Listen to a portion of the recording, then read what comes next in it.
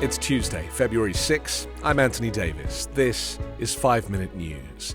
A federal appeals panel ruled today that the disgraced former President Donald Trump can face trial on charges that he plotted to overturn the results of the 2020 election, sharply rejecting the former president's claims that he is immune from prosecution, while setting the stage for additional challenges that could further delay the case. The ruling is significant not only for its stark repudiation of Trump's ridiculous immunity claims, but also because it breathes life back into a landmark prosecution that had been effectively frozen for weeks as the court considered the appeal.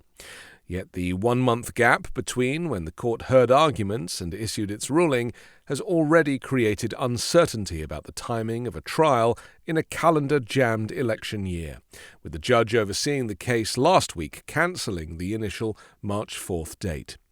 Tuesday's unanimous ruling is the second time since December that judges have held that Trump can be prosecuted for actions undertaken while in the White House and in the run-up to January 6, when he encouraged his supporters to storm the U.S. Capitol. The opinion, which had been expected given the skepticism with which the panel greeted Trump's legal arguments, was unsparing in its repudiation of Trump's novel claim that former presidents enjoy absolute immunity for actions that fall within their official job duties. U.S. President Joe Biden said today that the bipartisan immigration bill is falling apart under political pressure from disgraced former President Trump, and vowed to hit the road to remind voters who was to blame if it fails. Concerns over immigration have become a top issue in this year's election campaign. Trump has been pushing congressional Republicans to reject the bipartisan border security deal unveiled on Sunday. Biden's vow to make the Republican ex-president's efforts to kill the bill a major theme of his re-election campaign is a risky bet, given polls showing that Americans give Biden low grades for his handling of border security and immigration, despite arresting and deporting more migrants than Trump did during his term. In a dramatic setback, House Republicans failed today to impeach Homeland Security Secretary Alejandro Mayorkas, forced to shelve a high-profile priority after a few GOP lawmakers refused to go along with the party's plan, and even after pressure refused to change their vote.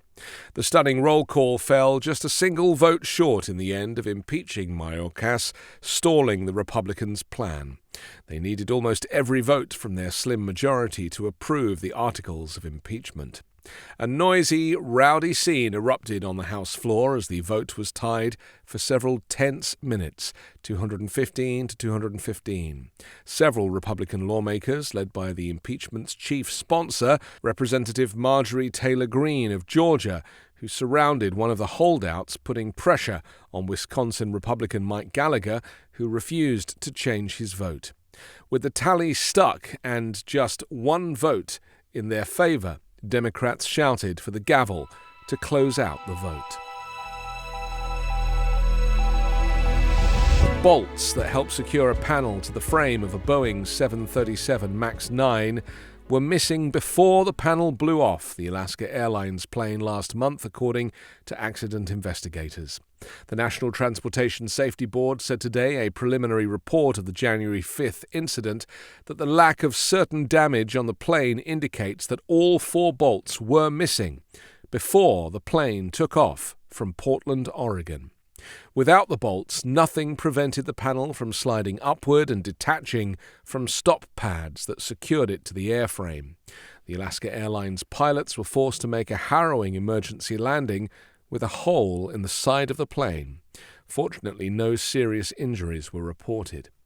The NTSB report included a photo from Boeing, which worked on the panel, called a door plug, that showed that 3 of the 4 bolts that prevent the panel from moving upward are missing. The location of the 4th bolt is obscured by insulation.